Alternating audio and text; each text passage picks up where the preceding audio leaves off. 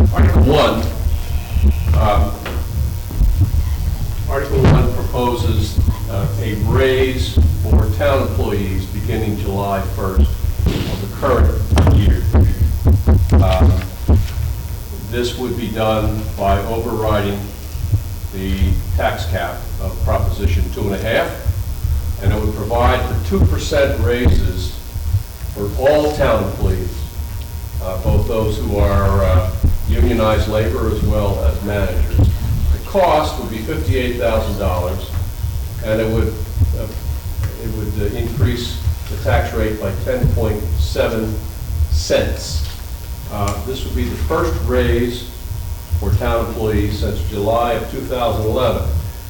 I put together this chart because I suspect that there will be those who say, why didn't you accommodate raises in the FY15 budget? This is where we are with budgets for the town. Going back to 2012, the town charges were $7,595,000. As you can see, that went down in 2014. By the way, that number is minus, the number was higher, but that's the number after we cut $506,000. And then in the current year, it's $5,795,000. So the town budget, the operating budget, is decreasing. And to accommodate $58,000 for raises for town employees just is not in the cards in the current fiscal year. And so Selectmen decided in August that this would have to be a request for a general override of Prop 2.5. The other factor here is that this would ensure that next year the funds would be available to support those increases. Second item would provide for a general override in order to provide administrative assistance in both the assessor's office and the clerk's office. They had administrative assistants in their offices until the financial crisis in fiscal 2014. They are now one-person offices. I know there's going to be a debate at town meeting as to whether or not town government ought to be part-time and that one-person offices are acceptable or not. The difficulty is, and I think for those of us who are in the building every day, is that you don't need most town offices until you need them. And the people who come in and find the door locked, one of these offices, by the way, had the door locked this morning because she had to leave the building. They came in to find the door locked and no services available, they get angry. And I have that experience. So for me, certainly, I think it's important to have part-time administrative assistants there. And that would provide that all of our town offices either have a shared administrative assistant or a part-time individual assistant. And so that we can assure residents when they come to town hall, there will be someone there who can provide information and give them the service that they're looking for. The cost of this would be $27,771. Again, it would be accomplished by an override of the tax cap. It would add 5.1 cents to the tax rate. There is, thirdly, a proposal coming from the Senior Center Building Oversight Committee for $350,000 as a debt exclusion for 5 years. This would increase the tax rate by 14 cents, and it would provide funding so that both the first floor and the second floor of the new senior community center could be completed and that the building could be occupied. In connection with this, there's moving on another track, the possibility, no guarantee, the possibility that in the state budget supplement that's going through the state legislature now, that Senator it's getting late at night. We'll be able to get some funding for this purpose. So by the time we have our town meeting, we should have more information as to whether or not it's likely to go through in the state budget or whether the other option, the only other option for opening the building would be through an override of tax cap.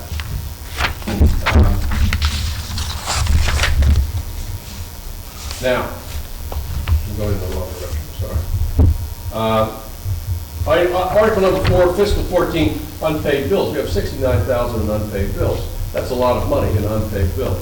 The problem here is that we shut down the town government for 7 weeks at the end of the fiscal year, and bills did not get processed. So we are required to cover those costs in the current fiscal year. We have funds to do this. We're not asking for an override for that purpose. Now, in the event that the town meeting does not approve of a general override for assistance in the town clerk's office and in the deputy assessor and in the assessor's office, both the assessor and the clerk have asked that we transfer funds within the budget from the town administrator's salary account. In this case, it would be $7,420.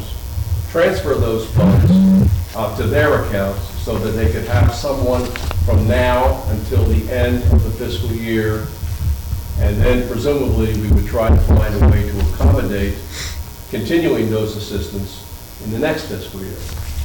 This is, as it says here, a backup plan in case the override fails. And there's the same plan for an assistant, administrative assistant in the assessor's office. This would be an $8,000 transfer from the administrator's salary. Now, the administrator's salary was raised. There's going to be a surplus in that salary of about $30,000. That is not accounted for, will not be used, and so it's available to be transferred. Now, this is an important article, it's a financial article. There are a number of needs that have to be accommodated in this fiscal year. One of them is to fully fund the dog or the animal control contract. We had a contract with the city of Gardner. They raised the cost to $26,000. A deal was made with the town of Winchendon for $19,000 for that service. In the budget process, however, there was an appropriation of $7,000. So in order to get to the $19,000 that's required, we have to transfer $12,000 into that account. Also, we were required to meet some state mandates with regard to handicap access, which we did. We built a walkway to the rear, and we had to take up some of the blacktop, basically repave the rear parking lot, both because we need the parking for residents who come to town hall, as well as for those who work at the town hall. And the choice was this: should we leave that back lot basically dirt through the wintertime and be unable to plow snow, or should we put down a base coat of blacktop? And so we put down the base coat, hoping to finish it and get funds to finish it in the spring. And so again, we need to have an appropriation of $11,000 to cover that cost. Annual audits. The town did not do a fiscal 2013 annual audit. That was one of the reasons, in fact, the main reason, that we lost our bond rating. In order to restore the town's bond rating to borrow for any purpose, we're going to have to audit fiscal 13. In the current year budget, we have funds to audit fiscal 14, but 13 hasn't been done and there's no funding for it. So basically, this article would appropriate $32,000 in order to be able to do an audit of fiscal 13, which will begin in January of the coming year, and be immediately followed by an audit of fiscal 14. And once those audits are completed, then we'll have an opportunity to have the town's bond rating restored. Lastly, the health insurance issue. There were lots of uncertainties when the budget process was underway. We were uncertain as to how many employees we would have, given the necessity of $500 million in cuts. Secondly, there was an increase of 4.1%, and As a result, the health insurance account was level funded. And so as we now look at more realistic figures for health insurance, we need to add to that account. These funds are available under the tax cap, and we're suggesting that we put the remaining funds under the tax cap in the health insurance account. They may not be used, but at least they will be there in case the bills continue at the current rate. Currently, we're getting bills for health insurance $95,000 and up per month. You can figure out that number. The account is at $799. We only pay 75% of that $95,000, but nevertheless, we're going to exceed the amount that's in that account. And so we're recommending that we add the remaining funds under the tax cap into that account in case they are needed. By the springtime, we will know whether or not they're needed, and if not, we'll just let those funds flush out to free cash. I want to stress that all these requested appropriations can be accomplished under the tax cap from funds that are available. Article 8, financial transfer for the health agent. The budget for the health agent in fiscal 15 provided for 19 hours. Some disagreement between the Board of Health and the budget process, and they made the decision to continue to pay the health agent at the rate of 20 hours per week out of the salary account. If in fact that continues and there's no supplemental appropriation, they should run out of money in that account sometime in the spring.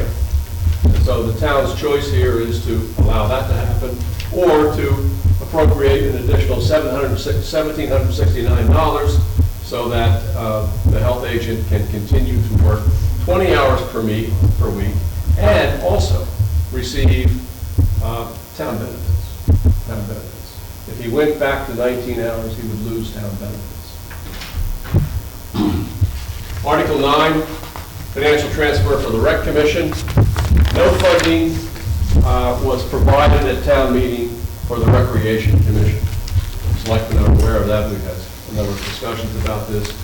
This would appropriate $200 to the Recreation Commission and thereby allow them to operate programs and also to be covered by town insurance.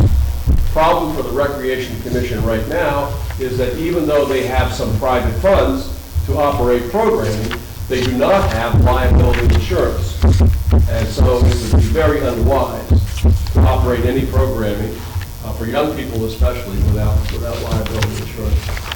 The town will provide that insurance, as it has in the past, only if they have some budget, meaning that the town meeting will allow some spending of public funds. $200 transfer.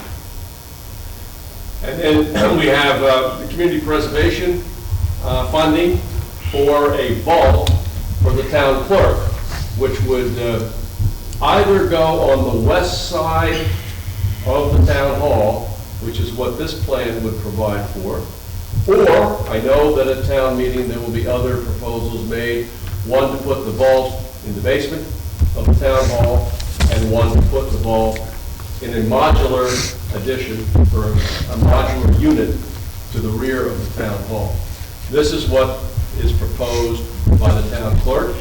It will be $120,000 from community preservation funds in order to fund a 10 by 12 foot vault on the west side of the town hall. I brought along, you can't see this very well, but I brought along some cost estimates for the metal vault jacket. That alone will cost $55,000. So the metal jacket enclosed in masonry, attached to the west side of the town hall, would come up to $120,000. Or there will be cost estimates at the town meeting for alternative land. Also, community preservation funds, in this case, it would be an additional appropriation of $3,000 because while the town meeting in May appropriated 31 from community preservation funds in order to help restore the Civil War monument. The lowest bid for that project is $34,000. So in order for the project to go forward, an additional $3,000 is requested from community preservation funding.